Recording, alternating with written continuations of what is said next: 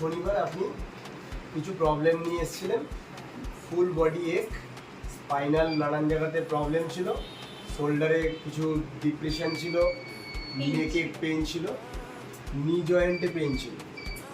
তো আমরা কি করেছিলাম, আমরা কিছু অস্টিওপ্যাথিক ম্যানিপুলেশন করেছিলাম, তারপরে আমরা রিফ্লেক্সোলজি করেছিলাম হাতে এবং পায়ে।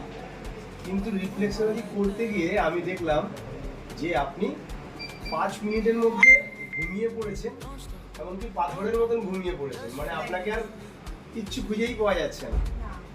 তো এই জার্নিটা যখন হয়ে গেল, তারপরে প্রায় 8 ঘন্টার পরে আপনাকে ডেকে তোলা হয়েছে। এখন বলুন, আজকে গত শনিবার আপনি এসেছিলেন, আজকে শুক্রবার, পুরো 1 সপ্তাহ আপনার পুরো পেইন জার্নিটা কি চলছে? সত্যি কথা বলতে গেলে আমি খুব রিলিফ পেয়েছি। মানে এমন, মানে আমার ডান হাত, বাঁ হাতটা ব্যথা ছিল, ডান হাতটা তো একদমই ব্যথা ছিল না। তো আমার ডান হাতটার মতোই পুরো বাঁ হাতটা হয়ে গেছে, মানে একদমই পেন রিলিফ পেয়েছি। মানে মনেই হচ্ছিল না কোনো পেন আছে। আমরা একদম মনে হচ্ছে পাখির মতো ঘুরে বেড়াতে পারবো, এরকম একটা ব্যাপার হয়ে গেছে। ঘুমটা বলুন।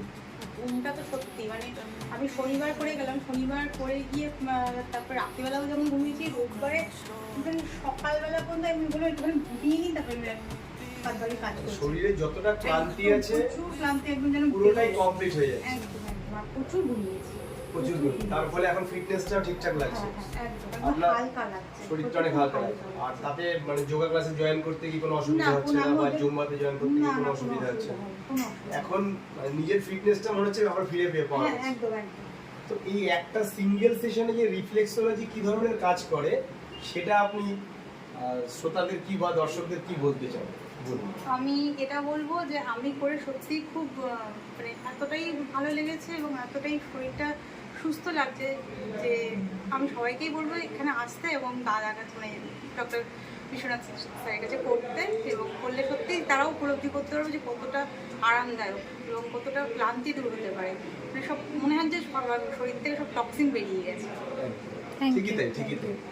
যাই হোক, আপনার জার্নিটা খুব ভালো থাকুক, আরো ভালো থাকুন আপনি, এটাই আমরা আশা রাখি। Thank you so much.